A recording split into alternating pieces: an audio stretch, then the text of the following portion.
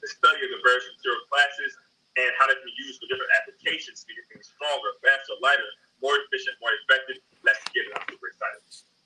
Yes, sir. Yes, sir.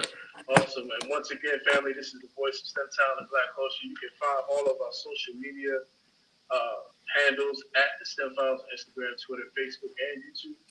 Hosted by Tariq Cardiac, myself, and Jabril_engineer. And family, Jabril, would you like to go into what tonight's episode is dedicated to, or who tonight's episode is dedicated to? Yes, sir, absolutely. So, family, for those in the Nation of Islam, close to the Nation of Islam, this episode is dedicated to our dear and late brother, student minister Jabril Muhammad, a long-time confidant, friend, of not only the Nation of Islam, but close, dear friend of the Honorable Minister Farrakhan, and was very intrinsic and crucial to the Honorable Minister Farrakhan standing back up after the initial fall of the Nation of Islam. So, very quickly, I'd like to read the Honorable Minister Farrakhan's official letter about our dear brothers. So, Minister Farrakhan, National Representative of the Honorable Elijah Muhammad, the Nation of Islam, on the passing of the Minister Jabril Muhammad, in the name of Allah, the Merciful. The Nation of Islam has lost a great minister, a great teacher, a great brother, a great friend, and a great helper to the Honorable Elijah Muhammad. And to me, personally, words will never be adequate enough to describe what this man has meant to our nation, to the messenger, to me, and to the cause of Islam. I pray that Allah will give me what he desires me to say to the world, a national to national service to honor our brother Minister Jabril Muhammad at the National Center, Masariam, which will be held at a date and time forthcoming. Assalamu alaikum. I am your brother and servant who is Farrakhan, the Honorable Minister was Farrakhan's servant to the Lost Foundation of Islam in the West. Very quickly, Tariq, a quick story, and I don't think you know this. So, my mother and father, when they were pregnant with me, had a dinner with Brother Student Minister Jabril, and because of how they were received in that conversation, they decided to name me after him specifically. Wow. So, when I found out, it definitely hit me, but we want to make sure that this is a show and this is a platform he can be proud of, and hope that you all are very proud of and take a lot from tonight's platform and what we discussed. So thank you all for tuning in. Absolutely, bro. And that's a beautiful story. As a matter of fact, you know, Brother Minister Jabril has left a legacy on the STEM Files. He's had family members on here. Our beloved sister Naima Kushmir, one of his children, adopted children, who is a meteorologist, has been on the STEM Files for about 3-4 times now, and his legacy has definitely left its trace on the STEM Files and in the work we do on this platform. So may Allah forever be pleased with our dear brother. So let's get right to it. We have a very special guest on with us this evening, Dr. Boyce Watkins. He is a financial expert, entrepreneur, media mogul, a whole lot of things. And we're going to be talking about, just how Black people can use science and technology, because this platform is about science and technology, right? Mm-hmm. So we're going to kind of pivot what Dr. Boyce Watkins is really known for talking about and pivot it towards STEM in a sense. So I'm excited for tonight's program. We have the Black Math Academy in here with us. We have Save His Day 2X, I think, watching us. And family, please drop your locations and what city and what state you represent as you're watching the STEM Files. But let us stop yapping. This show is not about us. It is about our guests. So Dr. Boyce Watkins, thank you so much for joining the platform. How are you, sir? Thank you, brothers, for having me. I'm doing very well. Thank you so much. And I think about as you were talking about your brother Jabril and Minister Farrakhan and just all these people that mean so much to the community. I still think about how God somehow made it almost accidental that when I moved to Chicago in 2013, the person that was kind of managing me at the time, I said, look, I was a person who was working all the time. I'm a financial scientist, right? Because we use the scientific method to do our research and all that. And so I was just in the lab all the time, just always working. So I just said, just find me a place in Chicago, anywhere. I don't care, just whatever. And so she found the place and I liked it. I went to visit. I was like, oh, this is nice. And I moved in and and I'm the kind of person that doesn't care what kind of carpet, what kind of, like, nothing. Just, I got a bed and a big screen TV to watch the games on. I'm all right. And so I went out for a walk one day, and I said, I feel like this. I've been in this neighborhood before, when I visited Chicago. And so I'm walking a couple blocks, and then I said, wait a minute, Barack Obama's house was 2 blocks from where I live. And then I walked a couple blocks the other direction. I said, I think that's Minister Farrakhan's house. And so just literally without me even planning it, I ended up living around the corner from the minister, and I got a chance to come over there a couple of times, and I'm telling you that you know what it is. The brothers from the nation don't mess around; they run deep, so you can't just go creeping around the house and stuff. And so so I would go over there, I'll tell you what. I think the best conversation I ever got a chance to have was when I got to sit with the minister for a while and just draw that wisdom. And what really impressed me was that I'd never really seen a person at that stage in life who could just have that kind of energy for such a sustained period of time. Like the same energy and passion he has when he's speaking to 10,000 people, he had that same energy and passion when it was just me and him, and that says a lot to me. I saw the same thing with people like Cornel West.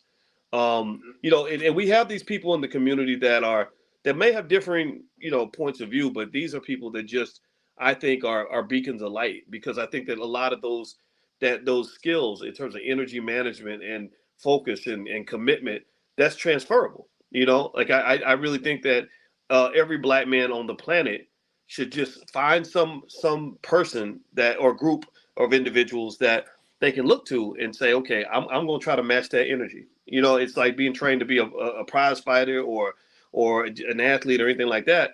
Except we need those intellectual athletes too, which we do have.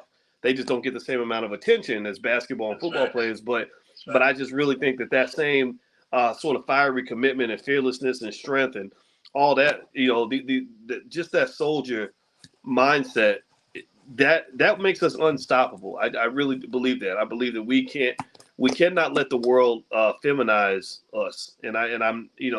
So I just, that was just a thought that went through my head as you were speaking earlier. I was really impressed by that. All praise to Allah. We appreciate your testimony of the Honorable Minister Farrakhan. That was highly, greatly appreciated. It's always good to have unexpected gems come through on the STEM files, and that was definitely one of them. And with us being followers of the Honorable, students of the Honorable Minister Farrakhan, and followers of the Honorable Elijah Muhammad, we are very, very serious about representing him in a way that is not only positive, but also nation building in the sense of our activity. So we didn't bring you to a platform to just, talk about nothing. We brought you to this platform to talk about, science and technology, of course, and definitely appreciation for the Nation of Islam, but also how you've been able to use STEM or science and technology to build your own personal wealth. So we'll definitely go into that. But just to kind of set the tone for tonight's program, right? We have people like Dr. Lonnie Johnson, right? Brothers like, Tech is the New Black, and Freddie Figures, who developed his own technology company, smartphones and other types of devices. These are individuals who have been able to use science and technology to build a great amount of, not a great amount, but a good amount of wealth, right?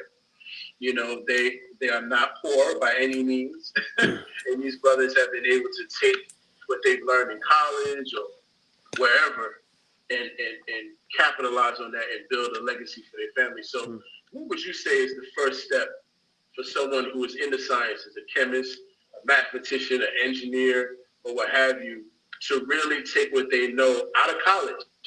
Because just because you went to college doesn't mean you know how to build wealth. Right. In fact, sometimes college makes it harder for you to build wealth. Right. So come on. So give us some, some insight as to, what are the top 3 things that somebody can do in these fields to guarantee or to put them on a path towards wealth? I can't say I have a ready-made list of 3 things, but I'm gonna let God talk through me, and whatever comes out comes out.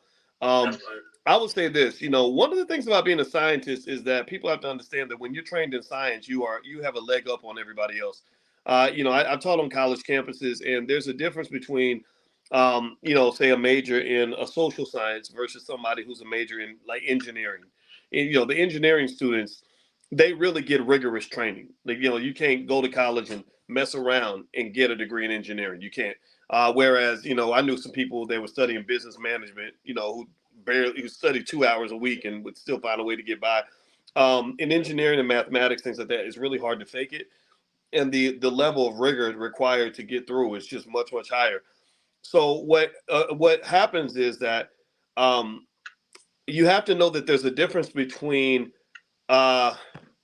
being smart and thinking big, right? You have some people who are very smart, and what happens is, and I saw this a lot with a lot of PhDs, some of the smartest people on the planet. What they would do is they would do really small things really, really well. Their ability to think big, their ability to sort of be imaginative and bold and have all these other intangibles required for high levels of success had been kind of killed off because they were spending all their time focusing on some tiny little problem. Sometimes it was a problem that only maybe 20 people on Earth even cared about. And I saw that, and I felt like that was a little bit of a waste. So if I had a choice between being a highly intelligent person who thinks small versus a person of a mediocre intelligence who thinks big, I'd rather be the person with mediocre intelligence who thinks big, because whatever they do, they're going to do bigger things, right? So you're talking about building big wealth or whatever it is that people want to do, big platforms, big schools, big anything. So I would say that that's the first thing, right? Science requires an attention to detail for sure, but you can't let that attention to detail to cause you to have a very limited scope and perspective. One example is Steve Jobs was a big visionary, right? When he created Apple, and he worked with this engineer. I forgot his name. It doesn't matter.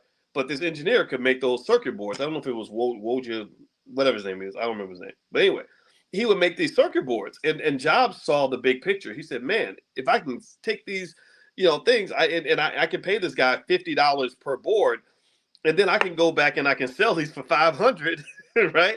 I can make a killing. That's what he did. And all the engineer was thinking about was, I just like it. I just like science. I just like computers, and that's it. Whereas Jobs was seeing, Apple and the big vision, right? And, yeah. So I think that when you are a scientist, whatever your field is, one thing that's essential in my view is that you have to understand how many transferable skills you gain by being a good scientist. If the thing you're doing isn't fulfilling you or isn't giving you what you want, you could take that same rigor, the same scientific method, the same analytical ability, and apply that to a lot of things. Like, for example, sometimes I used to play competitive poker, and I was good. I've won some tournaments with hundreds of people in them. It's a great game of psychology, strategy, and math. Well, being a scientist helped me be a great poker player, because I knew how to understand and analyze the dynamics of the game and who was doing what and how to intimidate people, how to read signals and send misinformation, and it was fascinating, right?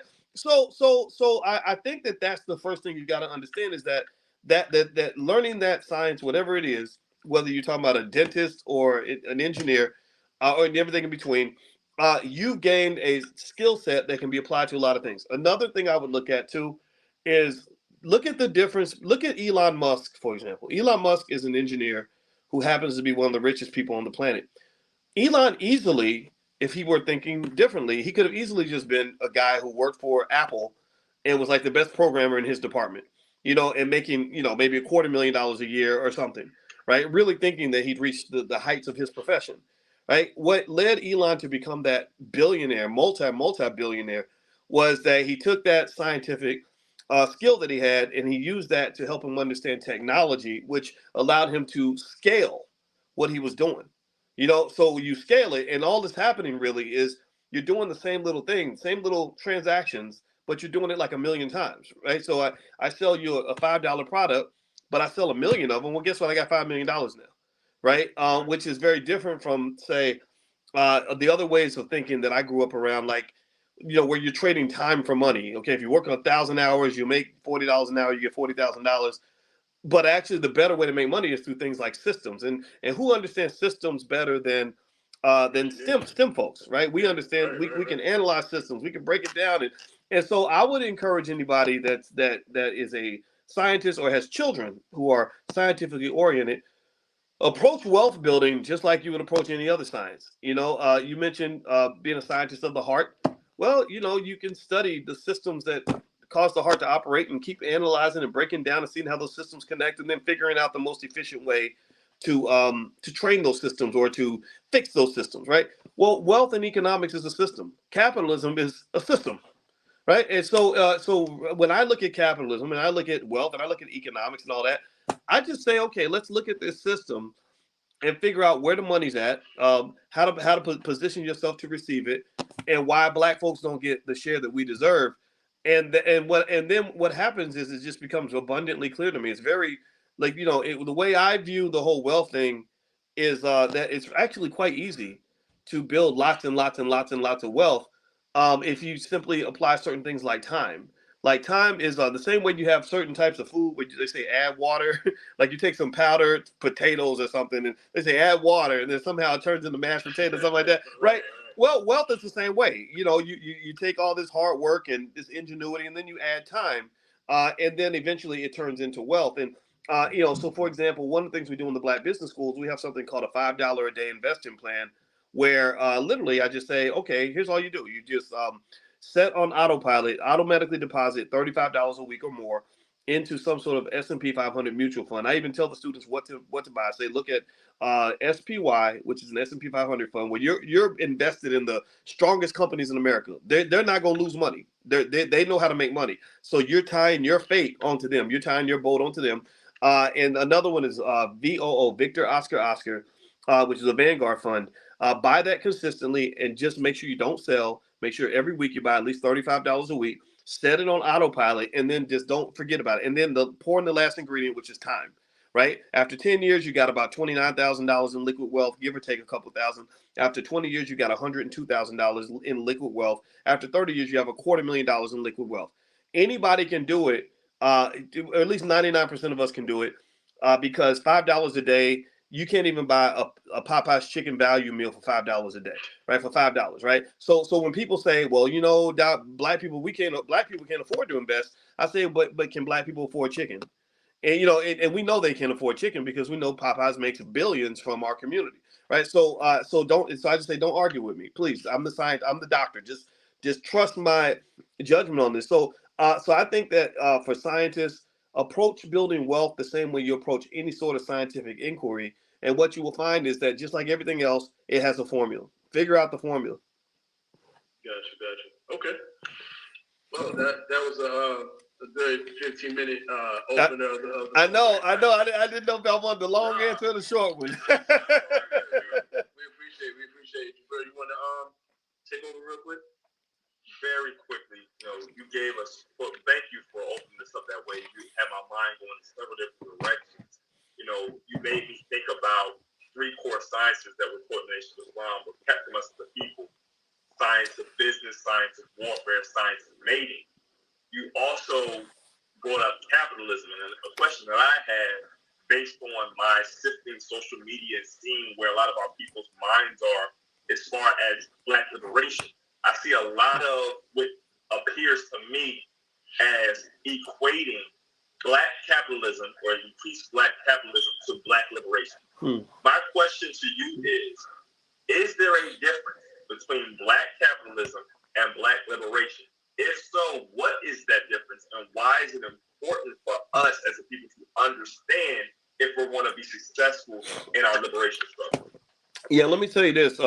Whenever anybody tells me that I'm a Black capitalist, I have to correct them and say, no, I'm not, because I know too much about capitalism to be fully committed to it. Capitalism is very, very powerful economically. It's a great way to make money. You can almost think about it, but it's almost like a type of economic gangsterism. Gangsters and mafia families, they know how to make money. They know where to find the money. They go beat you up and take it. And they end up, driving the nice cars and having the fancy suits and all that. But there's a lot of damage that comes with that, a lot of pain, a lot of oppression, a lot of mistreatment, a lot of misunderstandings, a lot of warfare, a lot of consequences that come to that type of approach to making money. So I am not a capitalist actually, because especially in America, capitalism is what's going to destroy America. Capitalism, the gap between the rich and the poor has continuously accelerated over time. The government debt is now at $32 trillion. Our debt to GDP ratio in 1960 was about 52%. In 1980, it dropped to 34%. Debt to GDP is like debt to income, basically. People know they look at debt to income when you buy a house. Now that debt to GDP ratio that used to be 34% is now at 122%. Right. So literally, we are drowning ourselves in debt. And a lot of this is because we have so much capitalism in this society that rich people get offended when you ask them to pay an extra 1% in taxes to help the government, get out of its deficits. And then the pandemic, they were just throwing money around, sloshing it around. The pandemic was the biggest economic robbery in the last 50 years in terms of all the fraud. There was $200 billion worth of PPP loan fraud. That was predictable because they were throwing out all this money, and it was really a trap. It was a setup because they made it so easy to get the money that people thought they could just lie on the paperwork and get that money. And they don't understand when the government comes back and tries to recoup their lost funds, they're going to send you to prison 10, 20 years. That's why you see some of these social media influencers that were driving around in Bentleys and Benzes and all that. Straight to jail. And Rolexes, yeah, they're going to jail, right? But it's entrapment because they made it, they set it out there, they put the bait out there, and then people grab the bait, and then they come back and get the money later. It's terrible. So long story short, our country is very bad with money. It goes all the way to the very top. And also capitalism creates a mindset of just tremendous greed. It's very, very sad to me because most of these social problems in terms of a lot of the homelessness and starvation and, working class people, they can't even get by on minimum wage. These problems can easily be solved if we just simply just learn the meaning of the word enough. We don't know that. You got people running around here with $100 billion in the bank.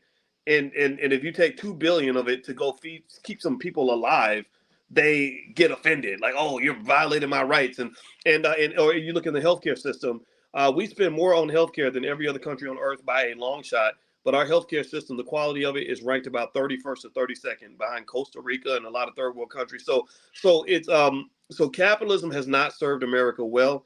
It's allowed opportunity. Right. See, that's the other thing too. We think that that somehow some people, not everybody, thinks this way. Like, this is why I love my brothers and sisters in the Nation of Islam, because I don't get that energy of victimhood. I get the energy that where we see our potential and we know all the great things we can do. That's what draws me to that energy, because I'm not trying to be no black man sitting around here complaining about how the white man won't let me do nothing. Right. I don't bow to another man that way. That's never going to happen. So effectively, generally speaking, capitalism also, while it certainly creates a lot of problems and toxicities in our society, it does create a lot of opportunities. You can't tell me that a person, like, for example, I've never met a white man who told me I could not read a book if I wanted to. I never met a white man who told me I couldn't take care of my kids. I never met a white man who told me I couldn't start a business. That man, I've never run into him, and if I met him, I'd probably beat him up. So the point of the matter is to say that that some of this mindset that we have, that America is a country that has no opportunities, it's just wrong. And I encourage people to kind of reconsider that. So with that being said, here's the thing about capitalism. It is a powerful economic engine.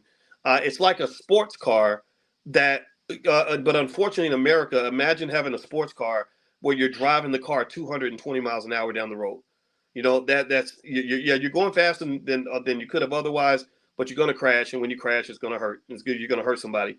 Why not take that sports car, though? Imagine, though, if you say, I'm not going to go 200 something miles an hour. That's crazy. But I will go 140 miles an hour or 110, right? And I'm going to make sure I'm safe. Safety first, seat belts, GPS systems, whatever we got to put on this car to make it safe. But we're going to be rolling down this road. That makes more sense to me, right? That's a little more logical.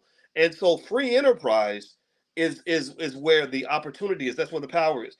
If you look back at Black Wall Street and how O.W. Gurley created Black Wall Street and the culture he created within Black Wall Street, it was not a capitalist culture. It was not one of those win at all costs. I got to have it all. I got to be number one, right? Capitalism is gluttonous. It doesn't, companies, think about this. There are companies that will make $10 billion, and then next year they'll make $9 billion, and they'll say, well, this year was a complete failure because we only made $9 billion. And I'm thinking, like, you still made $9 billion. That's a lot of money. Right. But what happened was the stock price because of capitalism, was based on the assumption that you're not going to make 10 billion next year, you're going to make 11 billion. And if you don't make 11 billion, then you have failed. That is not true. Right. And also you don't have to be number one. So I'm a fan of, especially for our community, because we're trying to build and we're trying to grow. I'm a fan of us studying our own economic history in this country and around the world to learn ways where you can be prosperous and successful without it being just this always competitive and always sort of I mean, it's okay to be competitive without the outside world, but I don't think we have to be competitive with each other. Like you, if you're doing well as a black man and I'm doing well as a black man, how come we can't both do well together and replace that competitive energy with collaborative energy and talk about how well we can do working together? That's what Black Wall Street was all about. O.W. Gurley set up rules that incentivize all of the business owners to support each other and help each other succeed. And instead of sort of making it something where some group was going to dominate everybody else. So I think that black capitalism will not lead to liberation. Black capitalism will lead to more enslavement because capitalism is designed to enslave people. They do it all across America. The student loan crisis is a great example. That's what they do. It's a modern day sharecropping. They get you so deep in debt that this is why they're never going to cancel student loans. Remember, it's their fault. The same people you're asking to cancel student loans are the same ones who locked you into those loans, who caused the crisis in the first place. It's like asking a guy who put roaches in your house to come and be your exterminator. No, he makes money by you having roaches, and he cleans just enough roaches out of your house for you to really think you need him. Well, really, he needs to be as far away from your house as possible. So they're never going to end the student loan crisis because they need people to be forced to go to work. After the pandemic, they couldn't get anybody to go to work because everybody started sitting around and reflecting on how much of their life they started thinking. Karl Marx had this critique of capitalism, and I agree with him 100% on this. He said, you don't understand that when you're sitting around and you're just a laborer all the time and you're working for these wealthy people all day, you're missing your life. You're missing your children. You're missing all the things that matter in life. And so people started thinking about that during the pandemic. So what happened? After the pandemic, a lot of people didn't want to go to work anymore. So they were like, damn, how do we get people to go back to work? Well, oh, that's right. Well, the student loans, they're going to have to start paying their loans again. And once that economic weight hits them, they're going to be forced right back into our arms. Okay. So ultimately, what I would say is that in general, black capitalism is not going to liberate anybody. Capitalism is designed to enslave people, especially poor people and working class people. You see it all around America. But black free enterprise and black economics, if done diligently and ethically, can liberate us from a lot of the oppression that we experience as a community. And that's my 2 cents on that. I know I talked about. Yeah, I'm sorry, but I got to give you the whole answer. So I hope that's okay. But we got a clip that we found on your YouTube channel that we wanted to play. Okay. Because it spoke volumes to us really because you were talking about, of course, the trades, and then you were also talking about going to college and not being able to properly use your degree to free yourself, in a sense, So I wanted to kind of put that up there, and then we're going to get your response on that, as well as